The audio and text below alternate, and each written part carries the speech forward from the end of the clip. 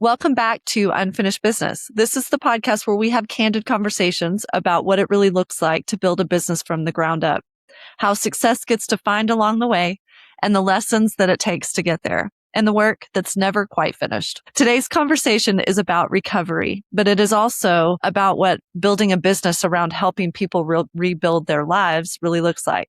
Today, I'm joined by Dade Ronan, owner and president of Recovery Unlimited, which is a Wichita-based recovery program that offers early intervention, outpatient treatment services, anger management classes, and pastoral support for families and individuals that are navigating addiction and recovery. And what I'm really interested in talking to him about isn't just the services that they provide, but what it's really been like for Dade to build a business around a growing and urgent need in his community. So Dade, welcome to Unfinished Business. I'm really excited to be joined by you. Thank you very much, Kimberly. I greatly appreciate the honor to be able to speak from my heart and share my knowledge and experience. Yeah. Well, I shared with you before and I have shared this story publicly, but this hits a little close to home for me too. So I think it's very commendable that you are building around a need that so many families fall into. I certainly can identify that because I was one. But I want to know, take me back to what originally drew you to this field and this work. Sure. So I ordained as a pastor back in the 1990s. And in 2004, I started my first business. So back in the 90s when Y2K was coming on for the year 2000, I got heavily involved in IT work and building websites. Scary time. And then in 2004, I opened my first business, web development and web hosting company. I currently have about 6 companies now, and also associate pastors for a couple different churches here in the Wichita area. Over the years, I've had worked for some big Fortune 500 companies, building websites and external websites and intranet websites, which is our internal websites. I developed some 401ks and I wanted to use that money to invest in. And I started investing in strip malls. And I was looking to buy another strip mall. And my neighbor, one of the strip malls I owned, there's 2 strip malls budgeted next to each other. And I was talking to my neighbor and I said, hey, I want to buy a strip mall. And he goes, well, do you want to buy mine? And I said, what do you mean? Like the one right next door to me? He said, yeah. I said, yeah, absolutely. So my wife and I were meeting with him for lunch and we're talking about buying the strip mall. And he says, well, you know what? I want to retire. Do you want to buy the business as well? And I said, Recovery Unlimited, the addiction treatment center? He said, yeah. At first I said no, because it wasn't my thing. But since I'm already a pastor, I do marriage counseling, pre-marriage counseling. So I wasn't unfamiliar with the therapy and counseling side. And then he gave me this crazy price. And I said, I'll tell you what, give me your P&Ls for the last 3 years. I'll take it home. My wife and I will talk about it. We'll pray about it and see if that's something that the Lord will have us to do. And if the door's open, and maybe we might take a leap of faith. So we prayed about it and things looked good. So we went ahead and did it. And so in 2022, we bought Recovery Unlimited. Recovery Unlimited has been in business since 1995. We're celebrating our 30th anniversary. And we've been a stronghold here in Wichita community and surrounding areas in this county to provide addiction treatment and anger management for those people who are court ordered to do so, as well as individuals who are just trying to better themselves and get past the addiction and enter a life of recovery. So it sounds like to me that this opportunity really found you more than you seeking it out. Is that right? Yeah, that is exactly correct. I was not seeking it out. I was not looking to even buy a business. And after buying the business, I was still working for a big company. I was working for one of the largest private companies in the nation, building websites. And my accountant called me one day and he said, well, this is an S corp. And I said, yeah.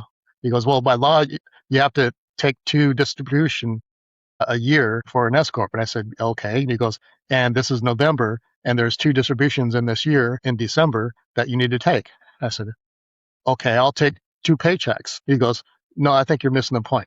It's probably better if you just quit your previous job or where you're at now and just take this on full time. And I was like, well, let me think about that. So then I did. Yeah. I went ahead and decided to quit my full-time job and run Recovery Unlimited permanently. And so I've been working it ever since, and I love it. It's a great enjoyment to be able to help people get through recovery, to be able to come alongside and help them literally on a one-on-one basis. Even though we provide group therapy classes, there's still so much one-on-one work that we do with these individuals and help them to find the resources and their strength and the courage and the willpower to overcome and be able to change their mindset on addiction and be able to get through this process so that they can become successful and victorious when they're done with treatment. Yeah.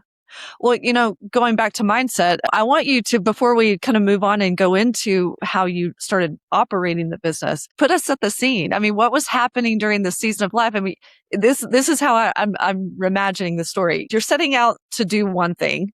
This opportunity comes your way. You've got to ultimately decide, if you want to pursue this opportunity. And then you find yourself in saying yes, like you get green lights, we move forward. And you're right at the beginning of a world you do not know. Put us at the scene of what that season was like during your life while you were figuring out this brand new adventure. Well, it was actually kind of scary because, yeah, it was a whole new thing, something totally different. Being a pastor, I was a little bit used to, dealing with homelessness and going and feeding the homeless and, things like that, but never really at all address anything having to do with people going through addiction, people struggling. But my background, my testimony is part of addiction. So years ago, 1980s, late 80s, I was addicted to vodka as alcohol as a big addiction for me. I would drink 1 to 2 glasses of vodka a day. I had a craving for vodka. I could not go a day without drinking 1 to 2 glasses. So when I was in college, out of high school, I got that addiction in my senior year. And then I went to college in Phoenix for 2 years. And getting ready to graduate, we had a big party. And through this party, I wanted to drink a whole half a gallon of vodka by myself, which I did. And then I passed out on my back. My friends had enough sense to know that if you pass out on your back, you can actually drown on your vomit if you start vomiting. Well, I started vomiting and they rolled me over on my side and I continued to make a big mess. So this was a Friday night, about 10 p.m., and they cleaned up the mess. They picked me up, took me 2 miles away to my apartment, took me upstairs to the second floor, took me into my apartment, into my bathroom, took all my clothes off, put it in a trash bag so they could wash it. They put me in the bathtub, in the shower. They cleaned me. They put new clothes on me, and then they put me in my bed. So that was about 2 or 3 o'clock in the morning on Saturday morning. So I woke up Sunday evening about 6 p.m. thinking it was Saturday evening. So I lost 2 days. I blacked out. And going back a little bit, I had already accepted Jesus Christ as my Lord and Savior on February 2nd, 1983 at 11:45 a.m. It's the most important date in my life because it changed my eternal destiny from eternal separation from God to eternal life with God. So that's the most important date in my life. And so after this event happened, I went back and talked to my friends, and they continued to cuss me out and because of the big mess that I made and everything, and they had to deal with it. And I apologized extremely so much to them. I went back home to my apartment, and then I got down on my hands and knees, and I asked God. I said, and I had a broken and contrite heart, and I asked God. I said, God, I realize I'm an addict. I'm addicted to this vodka, this alcohol, and I can't control it. I can't overcome it on my own. So God, would you please forgive me? And would you take away this cravings? Will you take away this desire? Take away this addiction that I have? And just like that, God did so. He took away that desire, that cravings, that addiction that I have in a snap. It was a miracle that God provided for me. And I haven't had a drink ever since. And I've been clean and sober for 35 years. Now, most people don't have that type of testimony. God doesn't deliver them immediately. Some people do, but usually God will take them through a process, and that process is through recovery. And so that's the part that I have the empathy, the compassion to be able to desire to want to help those people who are going through addiction, because now I have my own way in which I can relate and I understand the cravings and the desires that they're going through. So this industry is very difficult in being able to try to find people who can relate to the struggles that addiction has. Because typically a lot of people, if they haven't gone through that process, they don't understand it. It doesn't make sense. They just say, well, just stop. Well, yeah, it's a lot more complex than that. And being able to have that empathy and desire to help people in this industry goes a long ways, because people will find out that you're genuine, that you're real, and they'll know if you're a fake or not just by the words that you say and the way that your demeanor and your appearance and the way that you treat others and whatnot. And so I'm able to come alongside and help these people because I know how difficult it was for me. But it was by the grace of God that helped me. And I want to be able to share those experiences and let them know that, hey, we are here to help them. We are here to come alongside because we know how difficult it is. We want you to be successful and be victorious and getting through this addiction, stopping your addiction, and then going through recovery and having a time where you'll be abstinent from not only from here but from the rest of your life.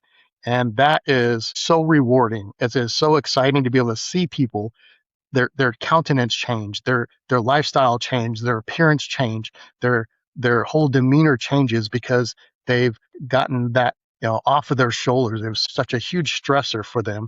Now it's off of their shoulders and they're moving forward and they're excited about life and they're like God makes them brand new. And it's amazing to see those experiences, amazing to see those people successful and so happy when they complete the program. Yeah. There's a lot to unpack there, Dade. The first thing that speaks to me about your story is, of the stories that I know, that is a powerful testimony to be able to experience something as difficult as that and then ask for deliverance and then it be that way. I agree with you in that what I've experienced, not only in my own life, but in the life of the community that surrounded us at that time, our family. With our story is, that looked a little different. And quite frankly, I don't know where we would be without the type of community that, Recovery Unlimited offers, that type of support. I don't know how you get through something like that without that. That being said, in terms of you coming into this business, so again, it's like it seems like this is a divine teed up intervention for you to step in and be qualified because you were someone that experienced this. So you can speak the truth in love about that. But on a day-to-day basis, particularly in the early years of building this business, what a typical day looked like and the families, can you give us a glimpse of what your involvement in the business and how you were dealing with families at the early onset of crisis looked like? Yeah, we'll have both, adults coming through addiction who are court ordered to get treatment, and we also have adolescents as well. Half of our clientele are adolescents, and it's amazing. Years ago, the statements was that marijuana and alcohol were the gateway drugs to the bigger things like cocaine and heroin and meth, and then they got pushed down to high school level, and that was the same thing for high school kids to get involved in the bigger stuff. Well, now we're seeing it's being pushed down to junior high level. And the problem is in the junior high level is vapes. So they've created vapes that you can put marijuana in the vapes. And 100% of our kids, our adolescents, are kids who were caught with vapes in the bathroom, and the vapes had marijuana in them. And it's crazy how this society has changed and the culture has changed where things that are illegal now have become acceptable. And it's not acceptable because, for one, it's illegal and it affects your body and your mind. And we're not doing enough really to protect our kids. And so I've seen this cultural change where this world seems to think that it's okay, but it's not okay because our kids are being destroyed by it. Their lives are being destroyed by it. And when they come in, at first, they don't want to be there because of the court order. And so they're angry, and it's our job to speak with calmness and compassion and try to keep our cool and help them through this process. And once they get through, a couple of weeks, they start seeing how effective it is and how loving we are, and their countenance starts to change. It's a process, and by the time they get through, about halfway through, they're committed. They're excited about it. They're looking forward to graduating. They're looking forward to getting things done and putting all of this stuff in their rearview mirror. But yeah, at the very beginning, our clientele, their hearts are hard because they're still stuck in that addiction. Nobody has ever come alongside them to be able to help them to go down this process of getting clean. And it's interesting, probably about I'd say about 50%. 50% go on to a life of recovery.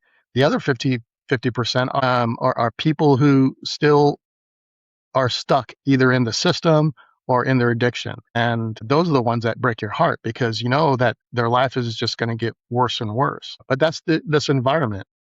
Can we unpack that a little bit? Because you said several things that, concern me.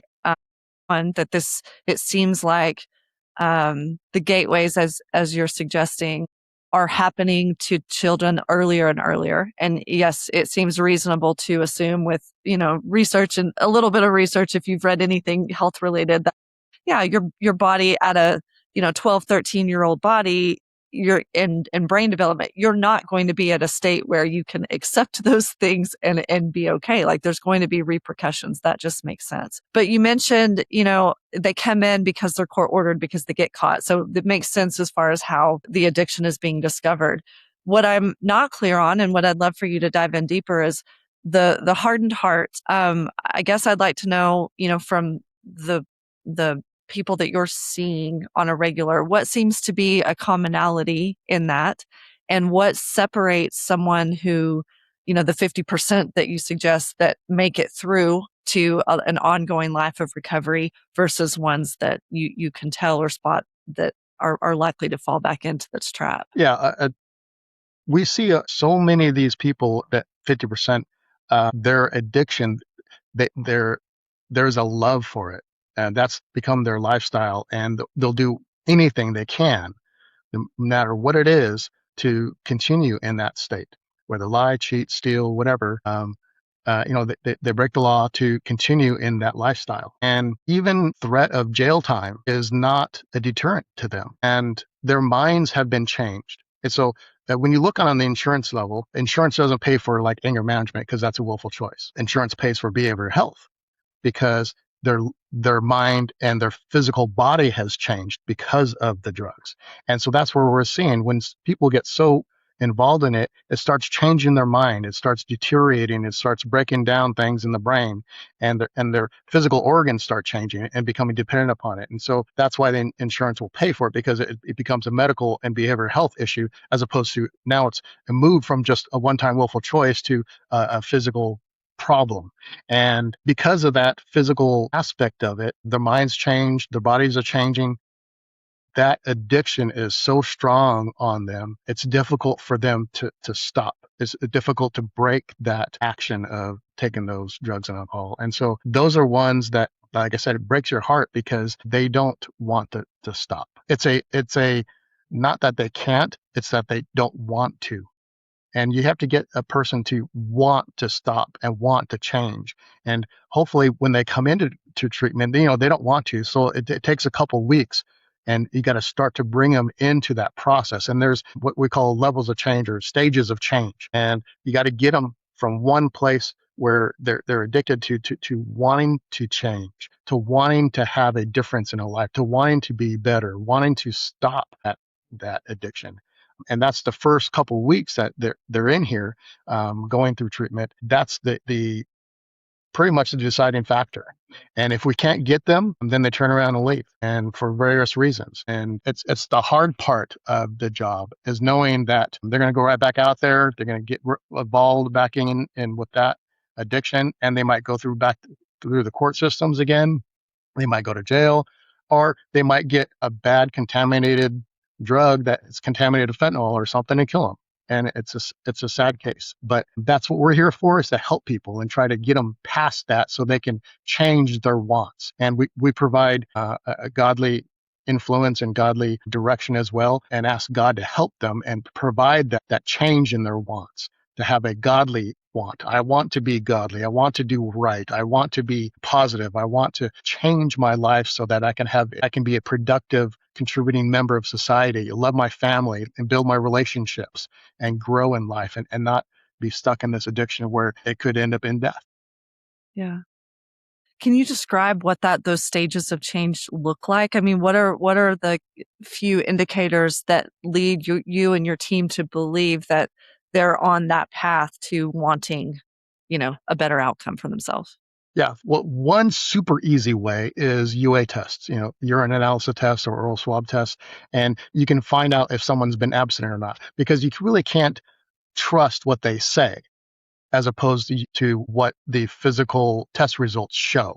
So when we get a physical test result from a urine analysis and it shows that their numbers are dropping and decreasing, or it shows that they're completely stopped, well, now that validates their desire. If they say, "Well, I've stopped and I want to go on a path of recovery," we're like, "Okay, well, that's nice, but we need to be able to prove it." And so the UA tests prove that, and that provides us the ability to know that that person wants to change, that their desires are changing. So typically, if someone says, "Oh yeah, I want to change," and then their test results don't represent it, well, you can't really believe that word, because the test results say that not only have you not stopped, but your quantity has increased, which means you're still using and you're increasing more than what you used to before. So that's the first indicator as to whether they uh, changed their mind or not. And that helps us to, again, validate their desire. If they have that desire to change and we're starting to see it, that is our path to success. Now, on the other hand, if the UA results show that they're still using, then we know we have a battle on our hands. We have to have an exerted effort to talk to them and try to reach them and touch their heart and help them to understand that this path isn't going to be healthy for them and it's going to be detrimental, and try to help them to understand the consequences of those actions, but at the same time show them the benefits of stopping and going into recovery. So one of the first things that we use for that signal, that validation, is a UA test or an oral swab test. And that's the easiest method, because unfortunately, when you're in addiction, one of the biggest problems we have to deal with is they lie. And so we have to overcome information with valid scientific evidence, and that would be the UA Right. tests. Right.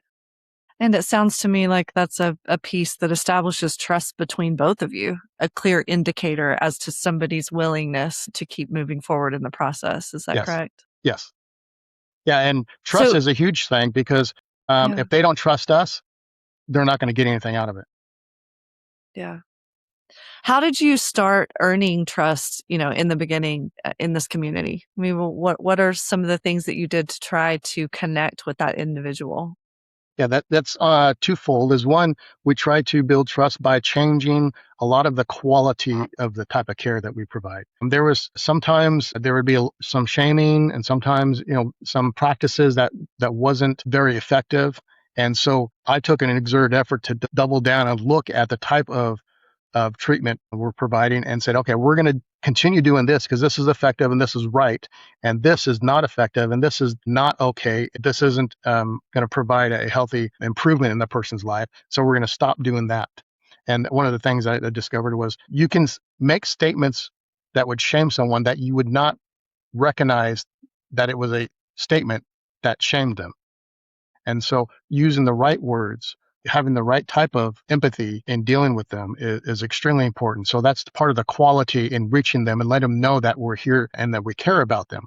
So using words of encouragement helps to, if you're constantly using words of encouragement and building them up and provided them a path forward, then it replaces those words that might come out of your mouth that might be shaming. So it's literally a numbers game. If I'm given 10 words of encouragement, then I don't have time to give words that might happen to pop out of my mouth that might end up shaming them. So it's strictly a quality of care on a personal level. The second quality of care that we provide is building relationships with the referral sources. So that goes along with trust as well. So we're building relationships and trust with the individual clients, but we're also building relationships and trust with the referral sources. So the courts or the lawyers or a case manager or a parole officer or a probation officer or a diversion officer, when we build relationship with them, and we have to do the same thing, provide the same type of verbiage, same type of communication to let them know that we care about that client and we're building relationships. As a result, they're trusting us more, and then they're sending more of their clients over because they're trusting us more. So it's on a dual level. Not only do we need to use that same quality of language and communication with the client, but we need to also do the same thing with the referral source. The word that stands out to me most about what you said is community, or that's the word I think of. And it feels like Recovery Unlimited is a place where people can find community of individuals going through similar struggles, and people that are there. Like, environment makes all the difference. People that are to encourage that that life can change, and showing stories of lives that can change. From your perspective, what I'm curious about is, on the broader scope of things, what is happening, in the community and the family right now? Yeah, so providing community in recovery is extremely important because they can also feed off of each other. When you're hearing about other people's going through the same struggles that you have, it's also encouraging knowing that you can relate to them and they can relate to you. So it helps build that dynamic accountability within each other, within the people in the group. So that provides a stronger community because then they start trusting each other in that group as well. And secondly is community outside the group. Every Thursday, we create what's called family night, and we encourage the clients to bring their families because we want the family to also be a part of the recovery process. Because typically when people are going through recovery, they burn their bridges with their families. They destroy their personal relationships with family members. And we want to help rebuild those. And though family members are key to helping someone in their loved ones, their blood relative, to recovery because they're with them a lot. They know them and they can help support them. And if we can get them to realize that, this is your family member, you should love them and help them to be better because they're your blood relative. We want to build the family member up and to help also provide a community of support within the family environment because you don't want to isolate someone. Isolation also causes someone to have a risk of relapse. And so community is huge in developing that into the life of a client. Additionally, community, as a result of broken communities, our county, Sedgwick County in Kansas, is the fifth largest foster care system in the nation. And the reason why there's foster care is because there's broken families. The reason why there's broken family is because drugs and alcohol has destroyed the family unit. And then these kids go into foster care. So the whole family unit is intricately involved in the support system as well. And that goes right along with building a strong community. And one of the things that we emphasize is building a healthy support system. And the healthy support system is built around the concept of community. Yeah. You mentioned isolation. I suspect isolation is a huge part of why this epidemic keeps going, because when we live in secret, it's easy until it's not, right? It's easy to hide until it's not, until things start spilling over. And so I'm curious, from your perspective in the families that you're serving right now, what is your point of view on that? Why do you think so many people are struggling right now? Yeah, so when you do something wrong, you're shamed. You're shameful. And you don't want to tell anybody. You don't want anybody else to know. And so that it breaks the communication between you and your friends. Or if you're confronted about it, and nobody likes confrontation, right? We always avoid confrontation. But if you do something wrong and you try to hide away from it, you don't want people to know. And so as a result, your relationships with them get estranged and your communication tapers off because you don't want anybody to know and you don't want to give any signs about what's happening. Confrontation provides an area where you don't want to deal with it. You don't want to deal with life. You don't want to deal with the hassle of stress. So there's so many stressors in our lives, so many triggers. Once you make a bad choice, that sets you off down a path where you don't want anybody to know. And as a result, you're going to take whatever precautions you can to hide it, whether it's lying, not talking to people, isolating yourself. And as a result, you're destroying your personal relationships with other people. And it's important to help people recognize that. A lot of people who are into addiction don't understand the effects that they've caused because we tend to think, the people who are in addiction tend to think that, oh, it's just only affecting me. Well, it doesn't just affect you, it affects everybody around you because everybody who is around you are the ones who also are feeling the repercussions of those actions. Can you describe some of those repercussions that families might be feeling when a loved one is in this cycle? Right. Many times people will steal from their loved ones, whether it's money or physical objects, and to go and sell it so they can go get their next fix. So they're stealing is a big one. Lying about what they've done, where they've been, what they're doing to their loved ones. And when you lie to someone and the person finds out, well, you've broken that trust, you've broken that relationship because they can't trust you anymore. And they, they love you, they want the best for you, but you've burned your bridges there. So it creates a cycle of a downward spiral of distrust and lack of communication. And uh, the next steps is the legal issue. It's only one small step until they get caught for doing something wrong. And then when they get caught for doing something wrong, then now they're going through the legal process, going through the court systems. And then the stigma that we have with people who are addicted, especially for family members, is like, yeah, there's my brother or there's my sister, the druggie is going through the court systems again. So that also just feeds into that separation in our relationships. Yeah, it's almost like perpetuating the Yeah. cycle further. So what if you were going to give, let's say that there's someone listening right now who may suspect that their children, younger, or growing up, are like something's off. What would be kind of the 3 red flags that you come across most frequently that you might, caution or advise parents to pay attention to? Sure. So if they're an adult, I'm going to go separate these two between adults and adolescents because they are different. So on adult side, you'll see things being stolen, your own possessions are being sold. You'll see lying, and obviously they're either high or they're drunk all the time, and they will be gone all the time. Or if they're high, they're isolate themselves in the bedroom all the time. So there'll be a separation. They don't want to talk to you because they don't want you to know. It's because they're ashamed in their communication with you, and so they don't want to be confronted about what they're doing. And so that's some of the key indicators right off the bat. Now for And then for adolescents, yeah. for adolescents, it's a little bit the same, but adolescents, they'll just leave. We have many of the adolescents that we've seen that run away.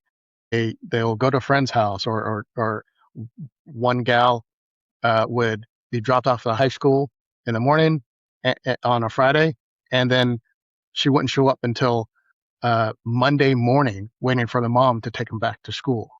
The whole weekend they're gone. So there's this runaway mentality. They're going to go get whether to fix or that they're trying to do.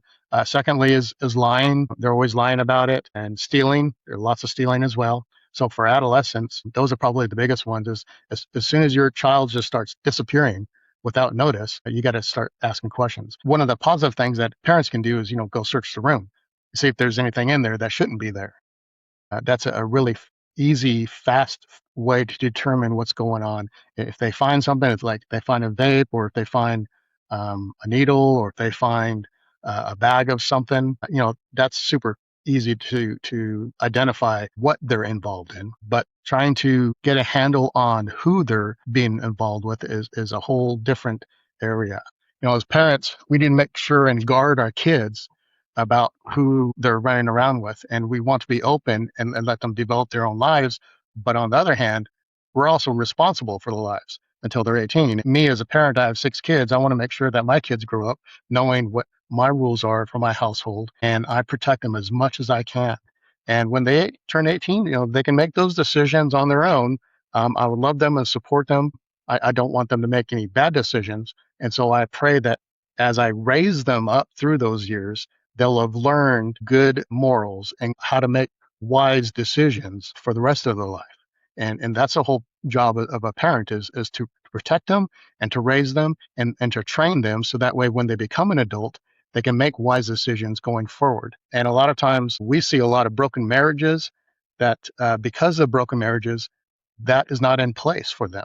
There is not structure, there is not discipline, and there's not consistency of it. Kids want that. They thrive in a structured environment. They thrive in an environment where they know that they're safe and they're cultivated and they're nurtured, and they can grow in that environment knowing that someone cares for them and someone's going to be there to help them through whatever they're going through. Just recently, one of my kids came to me and was struggling with something, and they came to my bedroom, and my wife and I were sitting there talking, and she asked a question, and I left the room because it was some female stuff. But the very fact that, and I talked to my wife about this, I said, the very fact that she came and inquired and asked a question and said, hey, can I talk to you about something, shows us that we're doing something right, because then it provides an opportunity to really talk on a heart to heart without having to be angry on that conversational side. We want to be able to train them and lead them and guide them on how to make right decisions. And when they make a bad decision, you're there to love them and support them and tell them, okay, you made this bad decision. Here's what you could have done, or here's what you should do forward, or, well, now here's some consequences for those decisions, but we're still here to help you to know how to make right decisions. And it's important to know that these kids who have broken marriages or broken families, they don't have that. And so because they don't have that, they're going elsewhere. They're going to go look for a relief. They're going to try to escape reality, and they're going to go and look for ways and things that help them to accomplish that.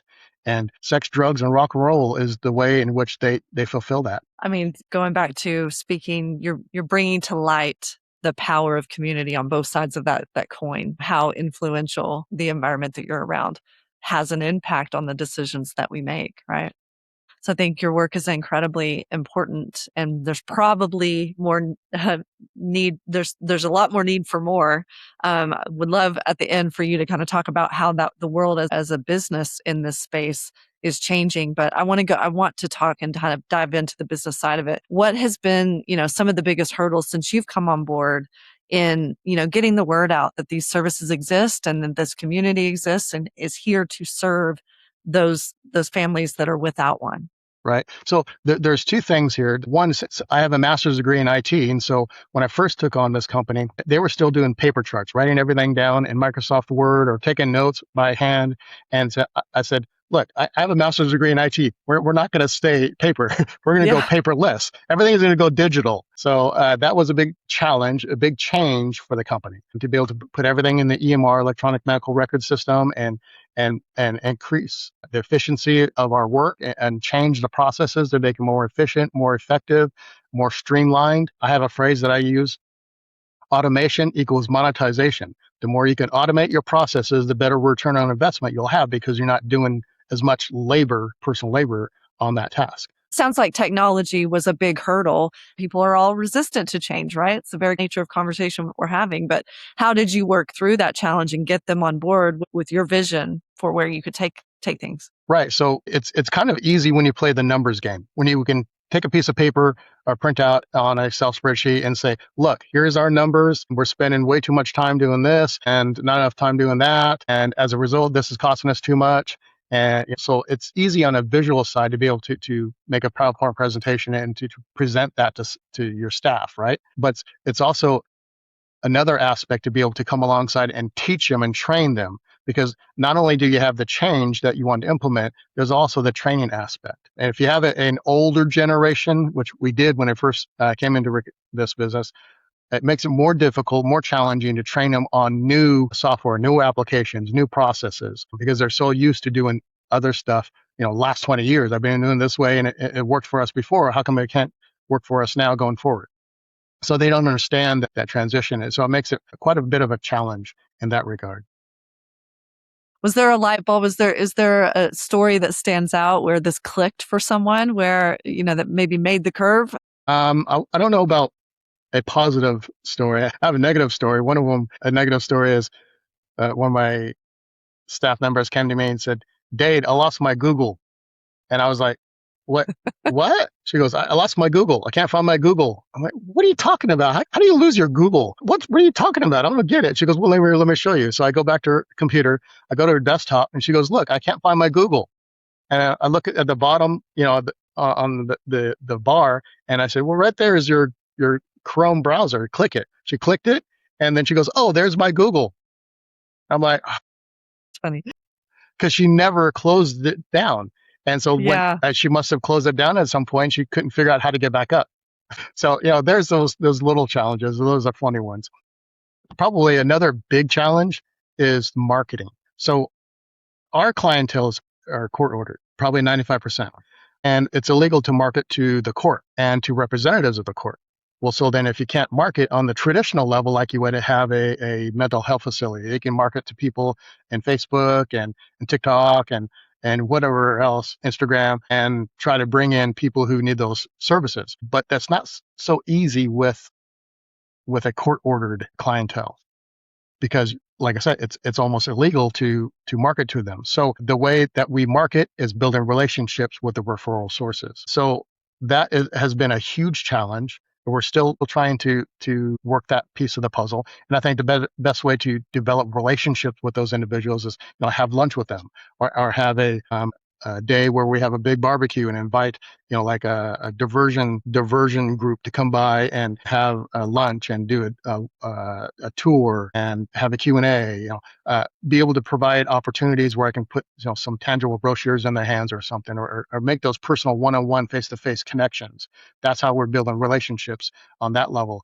But literally on the marketing side, it makes it more difficult because me being a web developer and an IT guy, I wanted to do SEO and more marketing and more automation emails, but that doesn't fly when literally it could be an illegal process based upon the court systems. And so we're trying to methodically figure out on the business side, how can I reach more people for what we do? So inside of our county, the court systems require face-to-face classes, group classes, and individual classes and things like that. But all the counties outside of our county inside of Kansas are open to telehealth. And so we're trying to provide more opportunity to build out our services on telehealth side. So put some of our classes on to be interactive online, and then market those for those counties outside of our area. So those are the future that we have lying forward. And those are the challenges that we want to do to bring AI into and building out some of those,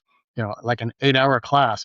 It takes a lot of labor hours to build an 8-hour interactive course. Even when you use AI to help assist, that's still 8 hours of class time. And then once you build it, then you got to test it and make sure everything works. So it takes a long time to do that. But I think that's where our future lies. That's where we're hoping to move forward to. We got some grant opportunities coming down the pike to help us fund those out. And so we're looking forward to that, to be able to reach people and provide our services on a greater scale, and to reach more people in the rural areas who need the same services, but they just can't get here. Yeah. Yeah. So let's talk about that as a model in general. A lot of things that I think is applicable to many different businesses who rely on referrals and networking. One of the things that I find as a common thread among people that rely on those sources is the need to add value. They struggle with, how do I add value to someone else to ask for their time? Because it seems like everyone is pressed for time. And so it's more difficult than it used to be, than just asking, somebody to go to lunch. What has been the most successful way that you have, I guess, shared the love, if you want to say, or added value back to those referral partners? What have you found to be successful in that? Yeah. So for our industry, they like reports. And one of the things that we are recognized for doing is creating weekly reports and providing them consistently, really quick. So that way the referral sources get a good feel about on the update of their client, how they're doing, how are they doing in their sessions? Are they being responsive? How their demeanor are? Are they missing classes? Are they attending consistently? What's their UAs are like? The urinalysis test results, are they hitting positives or getting negatives?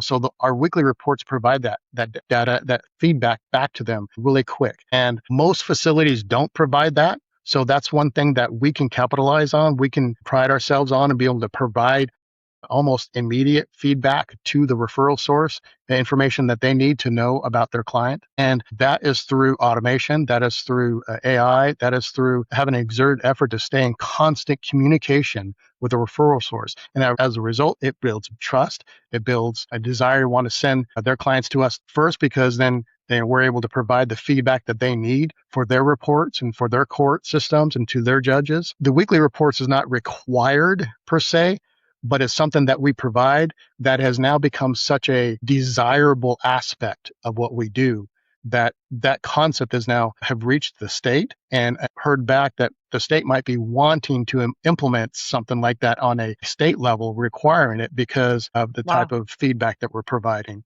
So being able to provide that is a huge benefit across the board. It benefits us to be able to provide the feedback, because then it builds us our relationships with the referral source, but also benefits them because then they get the data that they need to generate their own reports for their organization or their court systems or whoever, or even lawyers. Lawyers love it because they have something tangible that they can bring to court. Yep, absolutely.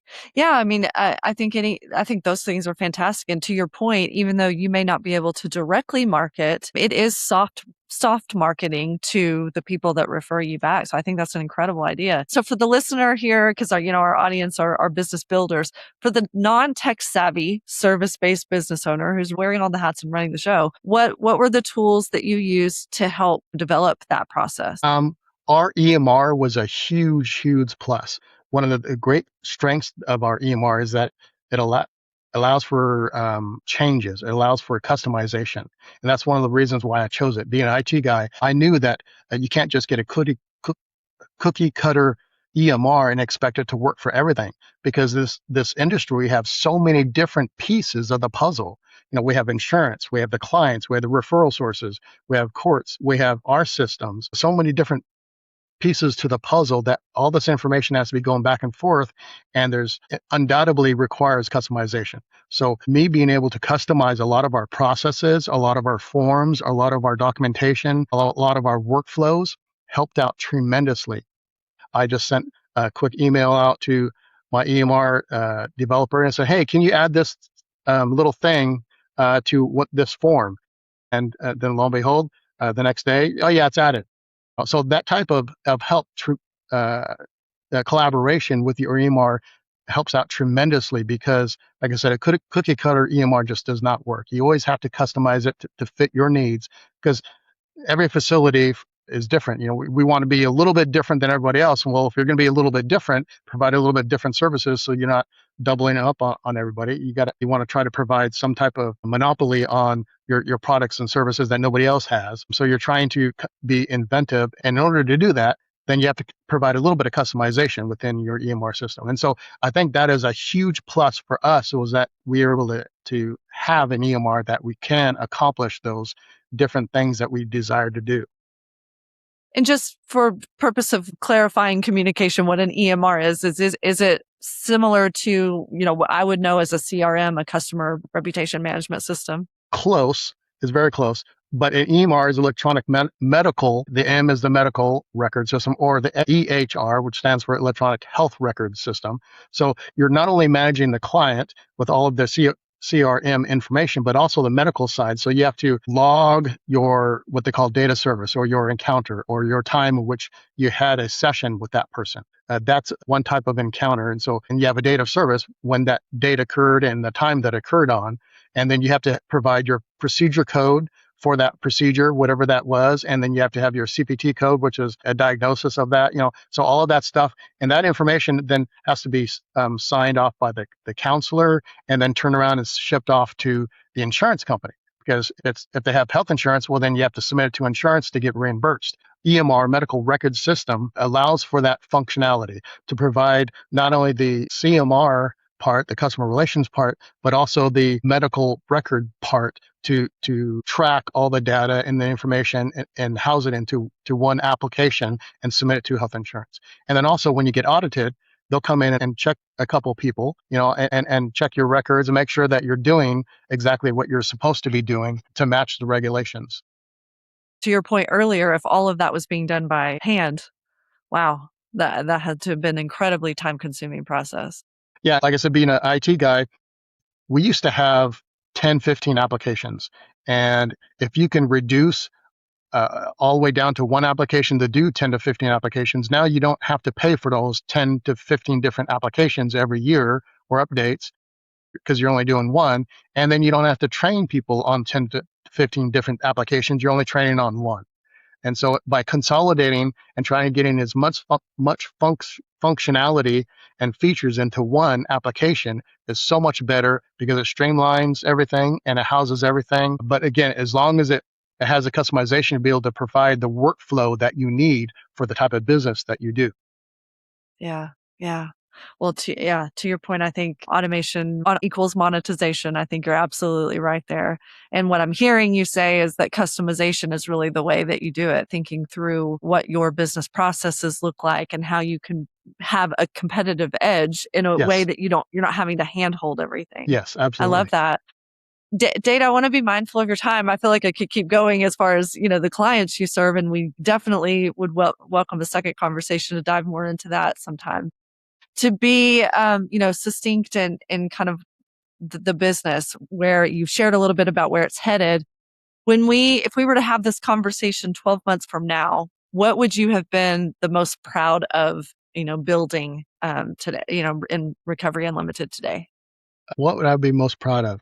Probably the success rate. I'd be more proud of the fact that we're being able to bring people through our treatment center and get people completed, get people through the system. And when they successfully complete, they're happy, they're proud, they're no longer a user. They'll always have an addiction because you always have triggers, but they will not have to succumb to those anymore because now they'll have a toolbox of coping skills that when the trigger comes, they can pull out that coping skill and provide something to address that trigger that comes. And then it stops that risk of relapse that is right in front of their face. And so being able to provide those tools and provide that change in mentality for them so that way they're successful in their recovery, they're successful in their abstinence, and their life changes. They're able to rebuild those relationships. They're able to get a job again. They're able to finish school. They're able to build a family and restore their family. A lot of these people, their families have been broken up, and so there's court battles between divorces or whatnot, and trying to do child custodies and seeing those relationships restored. That is probably what brings the most smile on my face, regardless of the business itself, helping people to restore their lives to the point where they're healthy, contributing individuals that are sober. It just warms the heart. What feels like the next big step for Recovery Unlimited and getting there and getting to see more of those success stories? Yeah, so we have some great big grants coming down the pike if the Lord will open that door. And so we're looking to launch nationwide some online courses. And then statewide, we're looking to launch some additional remote rural treatment facilities and to provide treatment in rural areas. The reality is if someone has an ankle bracelet and they live on the west side of Kansas next to Colorado, they're not going to drive 6 hours away to take a 3-hour class and then drive 6 hours back. And not only that, the court's not going to open up that window for them to even get here. So we need to be able to break out of our brick and mortar building and go to where they're at to be able to provide the treatment.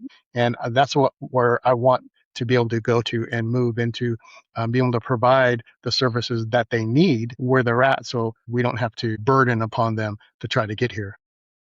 Yeah, I love that different way of thinking. And now it seems like technology will make that a little easier to get to. Yes, that's where we're hoping. What still feels, in that endeavor, what still feels unfinished for you right now?